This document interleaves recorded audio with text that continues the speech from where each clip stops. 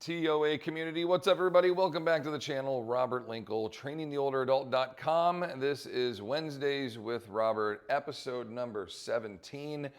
We have so much stuff to go over today. I've got, 9 different videos that I want to show you. And I'm going to call this like a trolling session, even though I think, I guess I shouldn't call it trolling. I should call it like highlight trolling, high-lolling.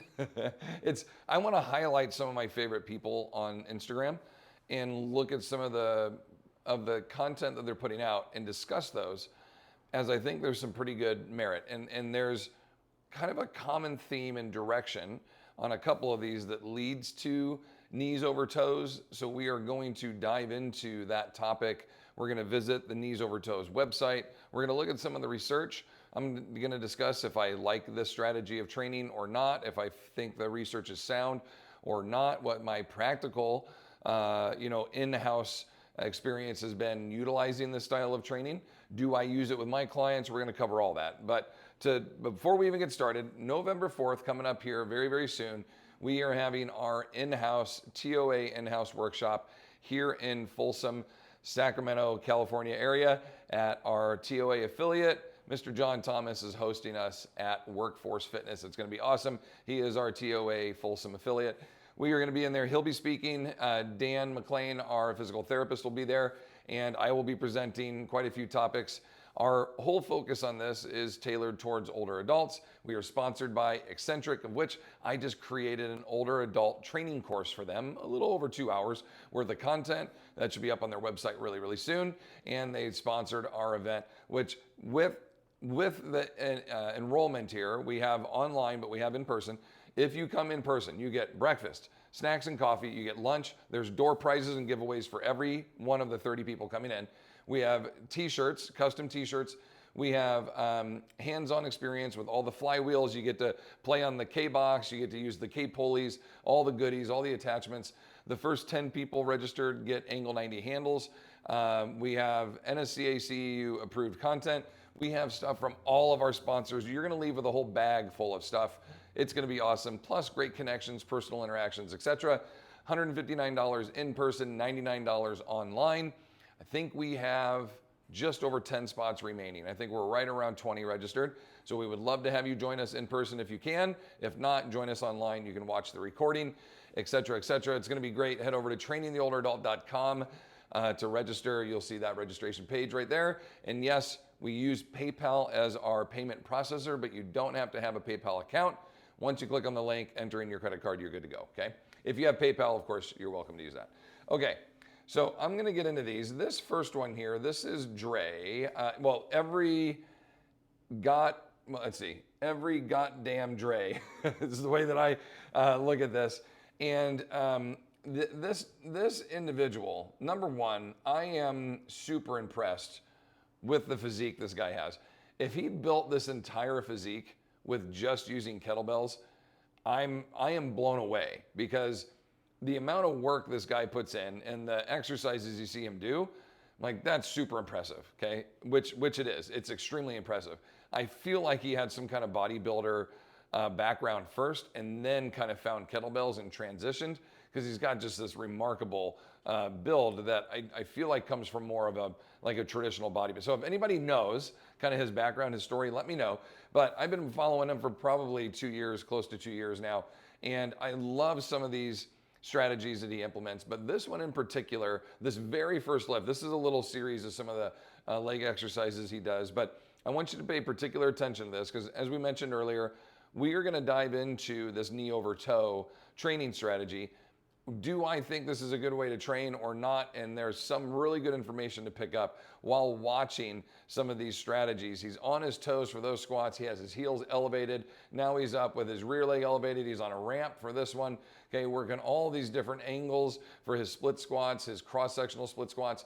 And then somebody asked him for a side view, basically a profile view of this staggered kickstand staggered squat, which I am slowly implementing into my training and have really enjoyed it. And I have a very particular strategy on this. Again, we'll kind of dive into that a little bit more. So keep that on the back burner, okay? How about some of the mobility exercises that he plugs in here? Now, if you have hip replacements like me, a lot of these are not possible. You'll dislocate your hip and pop that thing out so quick. So you got to be careful with that. But some of these other exercises, I think, have some very good components to them. I really like this idea of the bilateral wide stance pivoting into a split squat, and he's establishing depth there by touching his butt down, right, as he comes down.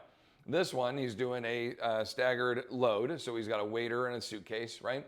And you can see the core engagement, you can see the amount of recruitment and work going on while he performs a regular old-fashioned, kickstand. Also talking about his running, he doesn't drink, he doesn't eat any junk food. That's why he looks so amazing.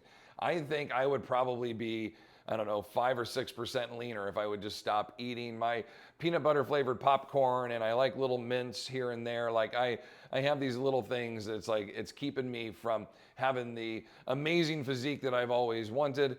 And there's a side of it where at the end of every day, I'm like, I just really enjoy sitting down and having my bowl of popcorn. But there's going to come a time here where you're going to do a photo shoot or do something like that, and you're going to have to taper some of that stuff away and allow your body to become something really special. Also more on that coming up here in the future. So I really like this guy. I forget his first name. It says it in his profile. I think it's Alan something or other. Let me find him really quick. It's these three individuals that I'm showing you on here are just so cool, and I want to make sure I'm giving them their. It's Adriell.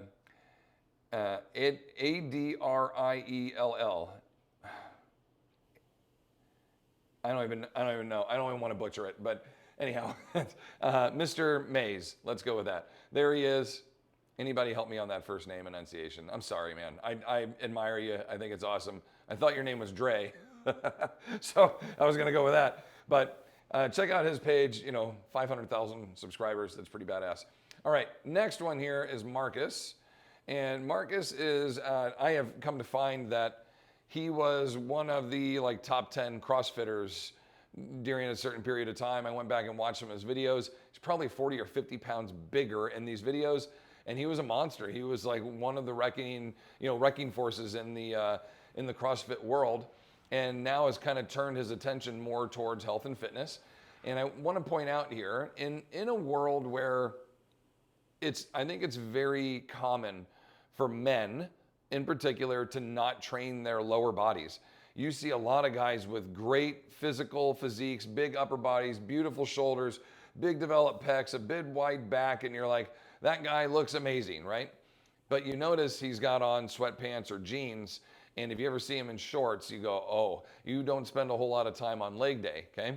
Now, when you see someone with that kind of physique, you think, man, why are you putting in all this hard work to build a body that you can't even propel or move around because you don't train the legs that you're walking on?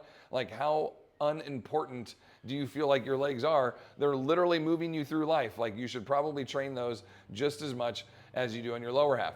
Now, granted, if you've ever seen my parents, neither one of them have a huge muscular physique. I did not fall into any kind of good genetics. So the quads and the legs, the thighs that I have, I built via really hard work. But I wanted to be able to look at this and go, for my sport and for my life, what I'm doing, these things are going to carry me around and move me around through life. I want them to be big and strong, and I want them to be able to handle whatever I throw at them. Now, I took that to the extreme and paid the price and having to have surgeries to fix my hips and my back and everything else, but it was a learning lesson. There is strong, and then there's you're being stupid and excessively training your body. You probably shouldn't do that. But what I thought was great about this is Marcus's transition into kind of the general health and fitness world. He spends a lot of time talking to men, in particular, in my opinion, about training their legs. His stuff is for everybody, but for the guys, I think it's really important for them to see another CrossFit-minded individual saying, dude, you got to train your legs, okay? And you see the split squat variations, the rear leg elevated. Again, another individual doing the knee over toes, doing the toe elevated squats. We'll talk about those in a minute. Deficit squats, I love those in the wide stance, adductor engagement. Dynamic split squats, okay, that's pretty high level. And then this one, the cross-sack clean. Didn't know that's another name. I call them a high pull to catch, but working out into that lateral lunge and lateral step position. So pretty cool, very good follow as well. If you want to check him out, there he is, Marcus Filly, Filly, Marcus Filly. Let's see if I can get that to focus again for you. Come on, there it is. Yep, so check him out, good dude, great content. I enjoy learning some things from him. There's definitely some bro, content on there and some CrossFit heavy stuff, but it's really good. Do here. Or if you one of my favorite people on the internet. This is Sean McEnroy. He is Australian. If you can't tell from the accent, I have it muted so you can hear me. But if you take a listen to him, he works with Peter. He chronicles Peter's progress and his improvements. And Peter's awesome. He's very popular on the internet. But I love that he's showcasing training with an older individual and some of the different exercises that he does, continuing to work on his sit to stand ability, his gait variations, his pulling strength. You see a lot of that in these videos. There's a lot of genuine care and love and connection between them. Sean is very hands-on with him, holding his hands when he walks with him in the park. He hugs him, he kisses him. It's very, very obvious that he is a big fan of Peter and that Peter is a special person to him in his life. And this one, he's asking if everybody missed him. Sean went away to go do some education, and he goes, "Oh, poor little Peter. He left Peter here all by himself," and he gets all depressed. I mean, it's just, he's a sweetheart of a man, and to see the progress that he makes with him and the unique styles of training too, it's very, very heartwarming, and it speaks to me as an individual who works with older populations. All of the reps, once again, as okay. Now this next one, I am going to turn on the audio here because I want you to be able to hear this. This is Sean's mom, his mom, and I'll just let him do the explaining here as we go. Here we go. as many reps. No, I'm just joking. I'll be happy with 3, and if she can do more, we'll just do another set of 3. Okay, I'll try my best. Try my best. Let's go. Come on. Hips down, chest up. Let's go. Good, good, good, good, good. Lovely. Let's go again. Leg drive. That's better. That's a better position. Hips down, chest up. Good. Oh no, she's busted open the... In case you can't hear it, she is doing 130 kilos, I think was that one. And she just did 3 with that, okay? Just before I tell you how much that is, if you're not, if you don't know your conversions for kilos, okay? Wait till you see this one, okay? Watch this one. Sean has taken her from, or maybe that was, okay, so she did 120 kilos weeks before. She did 10 of them. Then she did 130, and she did 3, but her belt came off. And so now today, she's gonna do 140 reps, okay? They're gonna go to 140 reps, and she is gonna knock out up to, I think she does 2 at 140 kilos, which is 305 pounds, 306 pounds, everybody. 306 pounds. She cranks out 2 of them, and I'm just blown away impressed by this, okay?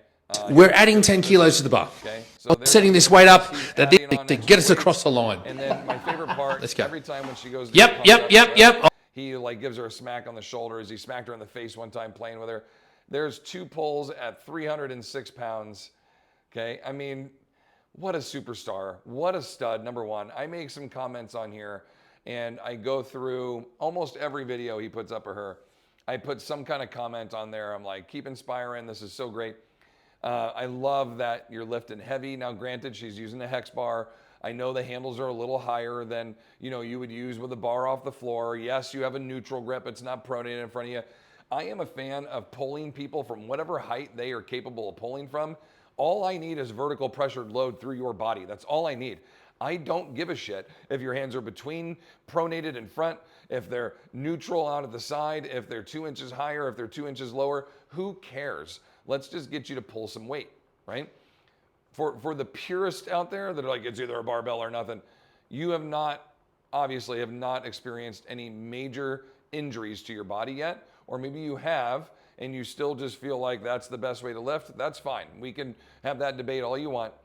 When you've had injuries, when you have injuries, and you're not able to rehabilitate them back to full function, etc., I don't see any issues with aging bodies, with broken bodies, with damaged bodies, of changing the angle of pull, the starting position, the height, the angle, the handles, the whatever you want. Change it to where your body is capable of performing the pulls and lift as heavy as you can. There's nothing wrong with that. Who said, by the way, a 45 pound or a 20 kilo bumper plate has to be 8.5 inches or whatever it is off the ground.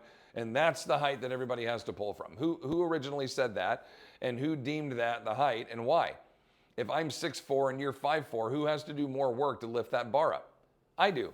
It's a much deeper squat for me. It's a much deeper angle of pull for me.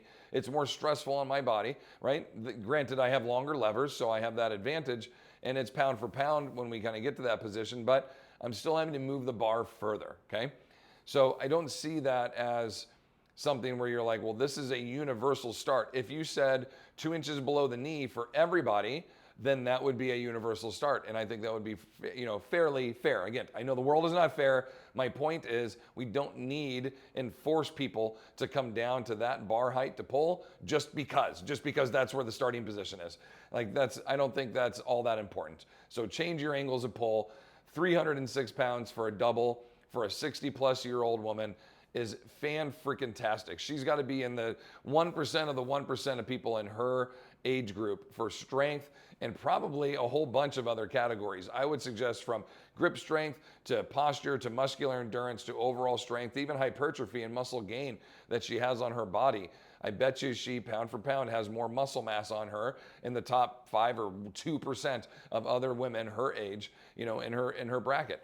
I'm super impressed by this, and I want people out there to see when you go, oh, I'm not ready for the 16 kilo kettlebell yet. I worked that 12 for sets of 20, but I'm not ready for the 16. Okay, we're talking about an 8.5 to 9 pound jump. You just did 20 reps with a 12 kilo kettlebell. And now you're like, well, I'm not ready for the 16. I'm not ready for a 9 pound jump. Even though I could do 20 with this, what do you think is gonna happen when you go up 9 pounds? Maybe you won't be able to do 20. Maybe you can only do 15 or 16 now. But do you think your back is just gonna blow apart? No, you're gonna be completely fine. If you can do that many reps, you're gonna be fine, okay? You are gonna be better than fine as long as you do everything correctly. You could even go to the 20 kilo and probably pick it up 8 or 10 times. You could probably go to the 24 kilo and pick it up 5 to 6 times. You could probably go to the 28 kilo or the 32 kilo and pick it up 2 or 3 times, and you still would be fine. But we get scared because we see the size of the kettlebell getting bigger and we see the overall load getting heavier. And our society says old people shouldn't lift heavy things. Old people are gonna get hurt if they lift heavy things. Old people are gonna get hurt if they pull weights off the floor, okay? Well, here's an example of a 60-year-old woman pulling 306 pounds twice off the floor, and look at the smile on her face when she's done. Do you think she's worried about her back blowing out and her vertebrae sprinkling on the wall behind her? She's not worried about that. They make jokes about that all the time, okay? He jokes about her shitting herself and blowing out her back and all this kind of stuff. She's strong and can handle anything and everything. You think she has any troubles working out in the garden? Think she has a hard time moving the wheelbarrow? Think she has trouble carrying her own groceries? I was watching Special Forces. It's a new show on Hulu. Not so new. I mean, it came out this year, 2023, but they're in season 2 already. The first season, we just finished the other night. The first season, they had some politician on there. I don't remember his name. He was like the White House something or other when Obama was there, and then when Trump became president, he was there for like 11 days, and then Trump fired him. I don't know the guy's name. I'm sorry, I'm just not into politics, so I just stay in my fitness world. And he got fired, and so that was the big thing he talked about on the show. But at one point on the show, he's talking about quitting. He's in 5, 6, 7, 8 episodes. Like, he's pretty deep into the show, and he goes, I think people just need to understand that with aging comes frailty, and that's just the way that it is. And that is horseshit. That is horseshit. That's an individual searching for an excuse to quit, okay? Let me channel my Bedros moment. When people search for excuses, that means that they haven't done the preparation beforehand to justify why they can do something. They're looking for why they can't. That makes sense? Like, that individual did not prepare, which, by the way, no one on the show seemed to prepare for the idea that you're going on a show called Special Forces. Did anybody want to try to get in shape for this? Like, none of them looked like they were in shape. Other than like Dwight Howard, who's always looking amazing, right? He's always super fit. Everybody else kind of looked like they just came off the couch and they were asked the day before, do you want to go on the show? And they're like, we're starting right now. So come with us, grab your shoes and we're going. That's what everybody else looked like. Looks like no one trained for this, okay? Maybe a couple of people, but not many, right? Danny Amendola looked awesome. The downhill skier guy, whatever his name was, awesome. In the new season, Tara Reid, oh my goodness. I'm gonna do a whole nother video just on her alone. One of the few individuals that I could visually see osteoporosis on, that I could see sarcopenia on. And I look at her, I'm like, she's gotta be what, 60, 70 years old? 40 years old, 47 years old, something like that. I was shocked. Okay, I'm getting off point. Anyway, this individual, this White House guy, he says that line. People just need to understand that with age comes frailty. That is an excuse. That means that you didn't put in work to maintain your stability, your strength, your ability. You don't need to become frail because you're getting older. Do you know what frail means? It means you can't stand up under your own body weight. You can't move your own body around. You can't do any of the activities of daily living, okay? Eating, dressing, toileting, transferring, carrying. You can't do any of those things because you're frail. Because I could grab onto your arm and just snap you in half because you're so frail, you're not able to do or coordinate or lift or do any of these things because your body's made of like balsa wood bone now and it'll snap in a heartbeat. Do you think that just naturally happens to everybody no matter what? Hey, when you're 60, everybody's going to just start getting weaker. Everybody's going to start to fall apart. Well, why do you see 60-year-olds like this kicking ass? What's so different about her? She's been training her whole life, or at least started later in life and has conditioned herself to be able to do these things, to be able to lift. And I bet you she doesn't have osteoporosis. And I guarantee she does not have sarcopenia. And I bet you her quality of life is pretty awesome. I bet you she thinks more clearly. I bet you she sleeps well, okay? Not to get too overly mom protective, but I bet you her sex life is fine, right? I bet you she's more than capable of doing all of these things that our society says, old people, this is naturally gonna happen, you're frail, you're gonna get all bitter and old and depressed, and you're gonna take tons of medications, and you're gonna get sick, and then you're gonna die. We don't accept that as an answer, people. It doesn't have to be that way, and there's a million articles and research projects to support that. But if you don't believe me when I say that, if you don't believe that, then you're searching for an excuse for a reason not to do it, and you're searching for an excuse to say, this is why I haven't done it. It's because you just accept. Old people, as we age, we get frail. That's how it is. I heard that from my parents my entire life. I'm old. This is how it is. I'm old. I don't accept it.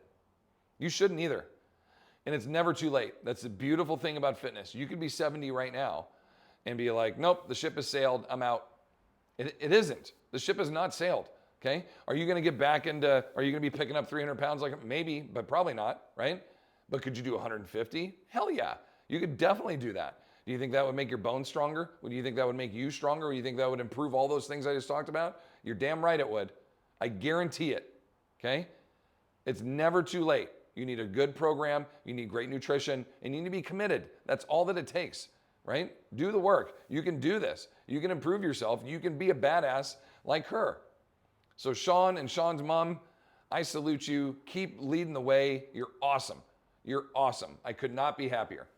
Speaking of awesome, I want to give a shout out, a little highlight to one of our clients in-house, Elaine. Now you see Elaine in a lot of my Instagram videos and such.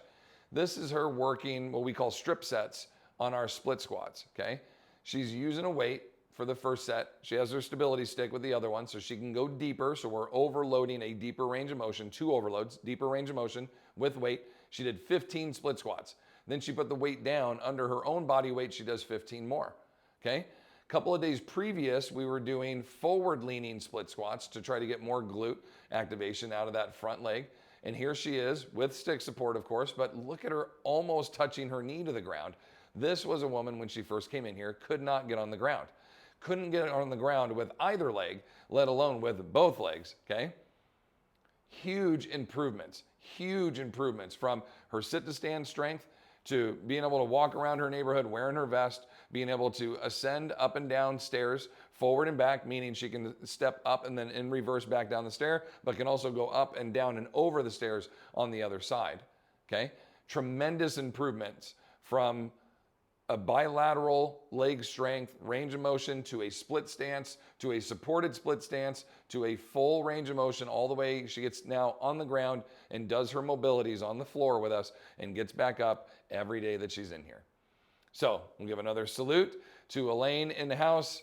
So proud of you. Keep leading the way. Thank you for putting in all this hard work and improving your quality of life.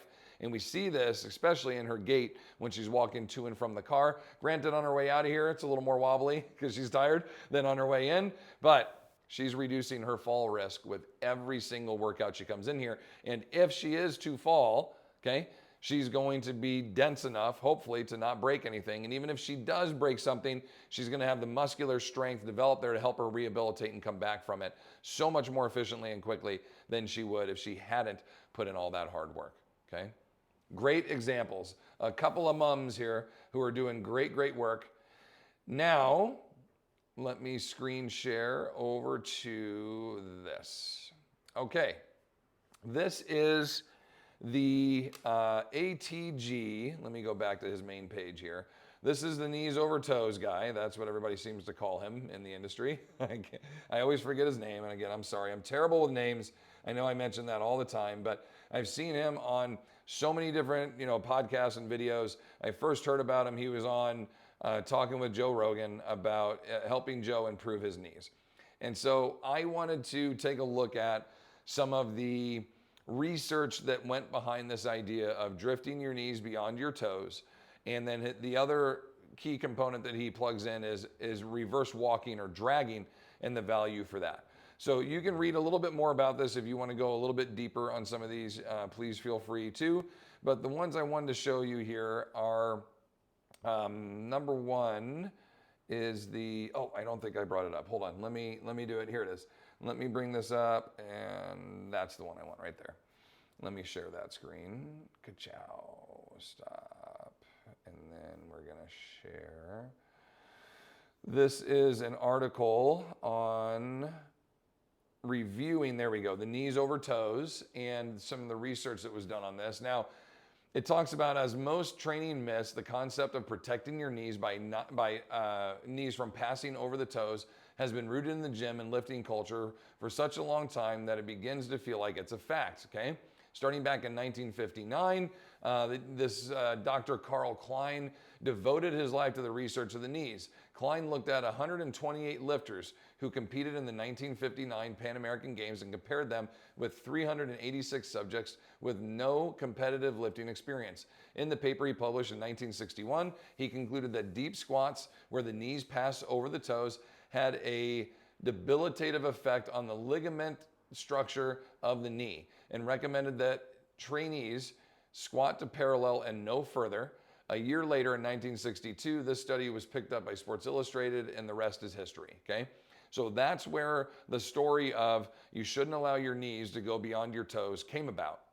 And that further research looked, okay, in a recent study, we looked at the knee translation may have contributed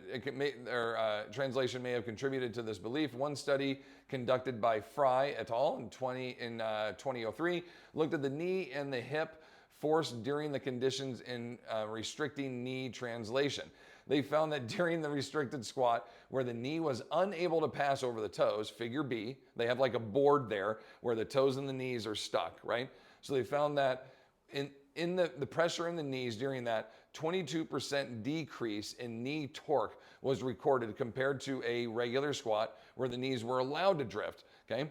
So you would hear that and you would go, well, that makes a lot of sense. If I squat like the person in the picture B, where my knees do not move forward, they're just stuck right in line with my toes, and my hips have to displace and do all the work, then okay, I'm reducing my knee stress, my torque at the knee by 22%. So that to be true, look at the next line down here, right? What they didn't talk about on that, there was how 1,070% increase in torque through the hips and the lower back during the restricted squat. So basically you're taking all the stress that you had in the knee and you're throwing it all into the back. Look at that back position. Would you want to squat? Look at this, take a closer look. Would you want to squat in that position with a bunch of heavy load on your back? I mean, he's basically doing a good morning squat, right? Where the A position, the squat A position, where the knees do drift a little bit, you're in still a forward tilted leaning position, but you're much more vertical and your hips can sit down quite a bit further to be able to support your back and reduce the stress in the lumbar, right? So it's research like this that leads you into thinking a little bit more and a little bit more. Where are we going with this? Where does this information come in? How far should we take it? What is proper? What is a safe range of motion or a safe area for us to work with? And so here's what I've come up with, okay? In anecdotally practicing this and researching, again, this goes back to Dre, some of the others that we see on there. When we look at the frame, I'm going to call the frame of my body, wherever my stance is, my foot stance is, as long as I'm able to keep my knees within the frame of my body, I feel like we're going to do okay. And what I mean by that is if I'm doing a lunge, okay, and I come down into my lunge and I can move my knee as far forward as I want, as long as my heel doesn't come off the floor. This is what I think is a safe practice. So my knee can move forward, but as soon as I get up onto my toe, that's where I feel like you're starting to produce too much stressed friction at the joint. Now, in the knees over toes website and everything I showed you, you're seeing that individual doing these lunges way up on his toe with his knee drifting, 8 to 10 inches past. I think that's a very strong, very well practiced individual who has built his body to be able to do that. But if you take someone fresh that has never squatted or lunged like that ever, and you just throw them into that, I think it's going to be a disaster. I think you're going to cause more harm than good and probably injure that individual, okay? So when I talk about the frame of the body, I mean with the basic mechanics, our heels need to stay on the ground, okay? As long as, in terms of the front lead leg, the back leg, obviously we're on our toe. And I feel like you can lunge and put yourself into some forward positions and work this greater range of motion and maybe more stress-based position on the knee as long as my heel is not drifting off the floor, okay? So that's one parameter. The other one is with these kickstand squats, which I really like. When we perform these, watch my back knee. Watch how much forward flexion and range of motion I can put into that, right? That front knee can go way forward. That's a ton of forward, way beyond my toe flexion, right? I think we're gonna train a big range of motion beyond the toe for this rear leg that will prepare it to be able to do better work range of motion wise on the front leg when it is the front leg. So what I mean by that is, as long as I'm keeping my rear knee inside the frame of my front foot, okay? I'm not allowing, if I'm too short, allowing my knee to pop. And again, my heel has to come off the floor on my other leg. As long as I'm not drifting everything beyond my frame, I think it's a fairly safe position to work with. And even with just body weight, just a kickstand body weight squat here, I think you're gonna be able to produce a pretty good stress response. Your quads will burn. You'll probably feel, if you get deep enough, you'll get some glute activation. If you get a good forward lean, you'll definitely get some front leg glute activation on it. And I think that's a pretty safe way to get a focused quad dominant squat mechanic, if that's something you're targeting. But you're gonna increase a big range of motion, a big flexing range of motion on the knees. This can be a step stool, a step progression to help you work through greater ranges of motion with the knee. And that range of motion eventually will go beyond the toes. And I don't see any problems with that. But as soon as you get off your heel and you're completely on your toes, lunging, drifting forward on that front leg, I think the risk factor goes up by quite a bit. Again, this is my opinion and just based on anecdotally what I've experienced, but also with the research that I've seen and how much stress is then produced at that knee. I don't think beginners or even novice intermediates are in a position to work with that, okay? Especially not with any large amount of load. So I'd be cautious with that. I think doing these bodyweight kickstands and light load bodyweight kickstand lifts are great, and then progressing into some bigger range of motion split squats, but I would key on that front heel staying down. Now, with the heels being elevated and doing some of the ramp board stuff, I'm finding more deep range of motion butt tucking mechanics come in because you're basically removing you're shortening the gastrocnemius stretch on the backside of the calf by elevating the heel and lowering the toe. So the stretch on your Achilles and your gastroc is less. Granted, the crossover of the gastroc to the hamstring on the posterior chain as you flex at the knee is going to be less. And so the posterior stretch, basically, when you're squatting, is going to be reduced, allowing you to go deeper. And that's kind of the body's mechanics of safety is if I'm squatting, I can't go any lower than this squat position without tucking my butt because my hamstrings are like, that's as far as we can pelvically tilt your butt out and keep you in a safe position to squat. If we go any lower, you're gonna have to start to round your back. I am a believer that tucking your butt and winking underneath there with body weight or load, either one, it's gonna cause more damage than good. So you squat as deep as your mechanics will let you. And in this case, it's as far as your hamstrings will let you go. But if my heels are elevated, that reduces the stretch on my gastroc, reducing the stretch on my hamstrings, allowing me to squat deeper. And in that case, the mechanics now, for a lot of people, not ideal. It's not a position that they are strong or capable of being in. So you'd say, well, maybe we should train it more often. That way we are. I don't know. I think you're cheating your mechanics and understanding what the purpose of this is. If I have to rehabilitate an injury or a very weak musculature and I can target that by elevating my heels, then I say go for that. That's a little bit more of a rehabilitative style of training. But generally speaking, I think you should keep your heels on the ground and you should work the best loaded squat and or deadlift that you can. And then if you need to increase range of motion, do some other ankle mobility drills, some other hamstring flexibility drills to allow you to squat deeper when you're in your squat mechanics in a proper position. Okay, again, these are my opinions, my suggestions. A lot of this based off of the research, what I've read. The butt wink is never going to be a beneficial thing, but there's a lot of people out there that butt wink with hundreds of pounds on their back and they're fine. And I think that works for them. But what's it going to feel like down the road? How long can your body hold up under that type of stress? I'm an individual that wore my body down because of that. So I know some will disagree with me and argue until we're blue in the face. That's okay. Okay, that's okay. We can have different opinions, and that's all right. When it comes to the dragging and the research from there, the backwards walking, I am 10 for 10 on this. I think everything that he suggests and he puts in there is a game changer.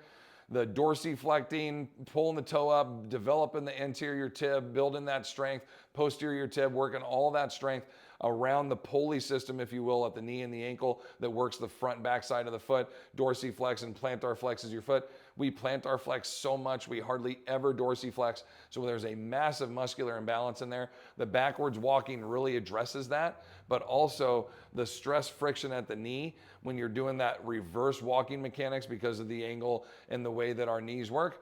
It's actually a stress reducing mechanic to walk backwards on the knees, especially if you're on a little bit of an incline, right? So you're backwards walking uphill, really healthy and very good for your knees, and it strengthens the posterior aspect of the knee, the PCL, the hamstrings, the gastroc, etc., while giving you a pretty damn good quad burn, almost isometrically kind of a burn when you're holding in that position while your hamstrings are recycling your feet underneath you.